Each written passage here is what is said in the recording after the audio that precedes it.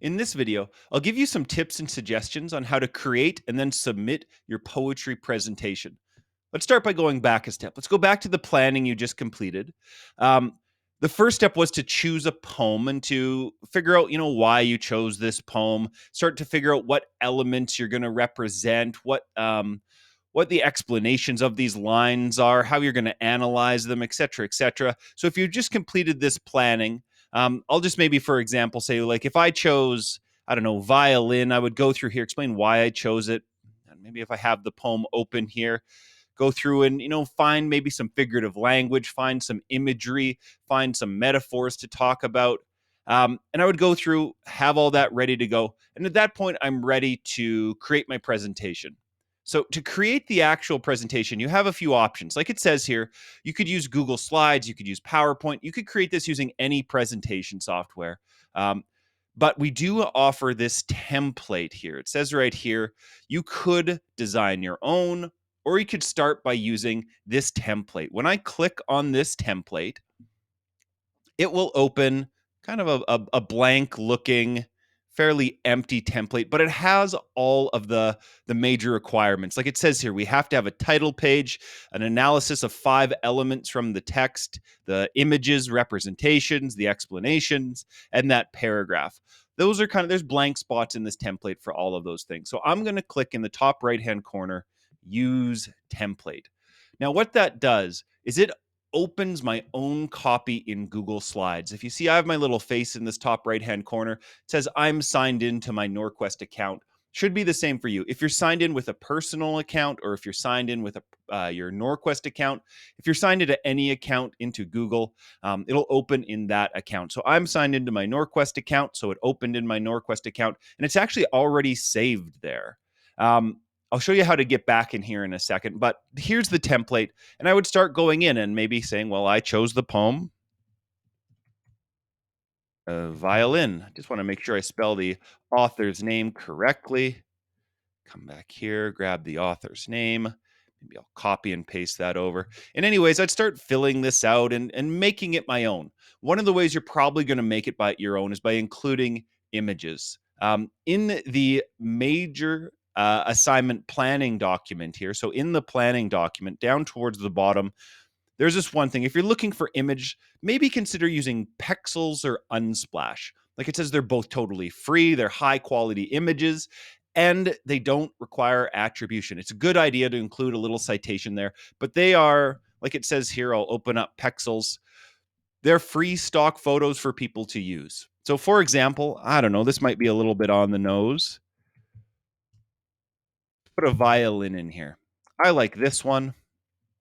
I'm going to open that up. I could either save this image to my desktop and then upload it into Google Docs so I could save it and upload it. What I'm going to do, though, I'm going to copy the address of this image. So I copied the image address.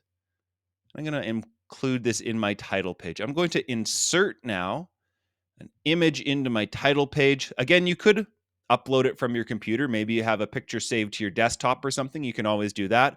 I'm going to add it by URL because I just copied the address of that image. So I'll paste. There it is. There's the address, and it says that's the image. So maybe I can include this in the background. I'll show you one way how to do it the other way too. Now, I want to arrange this. This has covered up my text. I will arrange and send that to the back. This is starting to look all right. I might want to change this font here. Might add here. Maybe I will change this to something a little bit more. I don't know, possibly that one. And I will change the text color. Maybe white looks better there. This is highlighted. I'll probably take that highlight off. Make it transparent.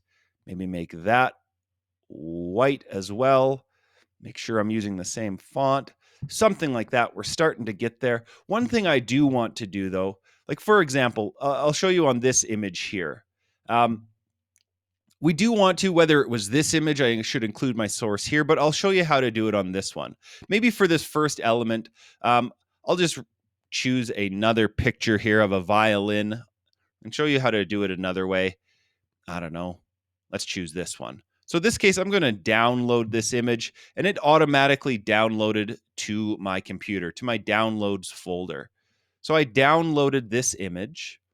When I'm working on this presentation, I could either double click on here and say insert again and do the same way. But in this case, I will insert and I am going to add from my computer. I'll upload from my computer. There it is. There's where it downloaded in my downloads folder. It might be in your desktop or something like that. And I can delete that. I'll put my own in. Okay, so there's my image where I want it. Now I just have to add my image source. Like it says in the planning document, you could include something like image source by somebody on Pexels or by someone on Unsplash. So this image, it says was by Meline Wax. So if I go back into mine, this was by Meline Wax on Pexels.com. So now I have a rough citation there under the image. It's not that it's APA formatted or some fancy format like that, but I have cited and given attribution, given credit to the person who took this photo. So now that's one way to include a photo. As always, like in here, the rest of the template, like I did on the title page, you could add other things, change things around, delete things, reorganize. It's not that you have to follow this template exactly. This is just a really rough, really blank place to start. So I would go through here. I'd maybe add my paragraph in here. I would work through all of these elements. If I ever want to come back to this, like I said, this is saved in Google Slides. So if I go into Google Slides. If I search slides there, I just search Google Slides. One of these first two links, either one of them will work. And if I click maybe this one, I'll go into Google Slides. There it is. The very first thing, the most recent thing I worked on was this poetry presentation. If I click on that, it's saved. It saves it. It's kind of constantly updating like Google Docs. And that's how I would access it again. I just have to Google Slides, log back into the account I was working on, and it's saved there automatically. So in either case, say I've worked on this, I've finished it, it's totally done. Let's, for example, maybe I'll just open the exemplar one again. So this is the exemplar. This person chose to include the actual poem. They've got their images. They've got all their citations, a nice citation on the beginning. They've got their paragraph. Chose some nice fonts. Let's say this was done. This person's ready to submit. When you're ready to submit, we're not going to include a link. We're not going to move all these things over one by one. We're going to go File, Download. So we're going to download this whole presentation. And rather than doing like a PowerPoint or just pictures or something, it's probably best to save it as a PDF document. So again, I'll go File, Download, PDF document. So it might take a second. It's figuring it out. It's copying the images. There we go. Shows that it's still downloading here. It's downloading my presentation. So now I've saved my whole presentation in a PDF to my downloads folder. Back in Moodle, again, this is our standard assignment submission kind of thing. You recognize this, shows your mark, shows your rubric, how everything will be marked. There's the standard add submission button, but when you click add submission this time, we just have this one, it's not like the standard text box you've seen before. It's just a drag and drop or upload space to upload your presentation. So we have this file. You could either drag and drop it if you know where it is. You could drag it right here. I'll go the other way. I'm going to click, I want to add something. I'm going to choose a file. In this case, I know it's, again, it could be on my desktop. It could be saved somewhere else. Here it is, my poetry presentation. I can double click. I want to upload that. And you can name it if you want, like my poetry presentation. Either case, you don't have to, but I've got a name in there. So I've got my file. I chose my file where it was saved. I've named it, and I'm going to upload this file. So now it's actually uploaded. There's the PDF I created, and I can save. Now, same as all the rest of them. Save doesn't mean it's submitted. Save just means you've got something there. You can come back to it. It's saved. It's a draft right now. So I have this draft version of my assignment sitting here.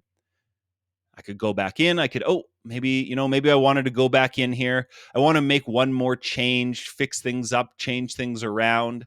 At that point, I could save it, go back in, edit my submission if I want. But let's say I'm done. As usual, I would click submit. Yes, this is my own work. I've included citations like it says right here. I have acknowledged the use of other works of other people. I have those citations saying where this source came from. Continue. And it is submitted. So again, whether you use PowerPoint, whether you use Google Docs, whether you use Google Slides, however you create your presentation, try to save it as a PDF and then upload that PDF into Moodle. Good luck on your presentation.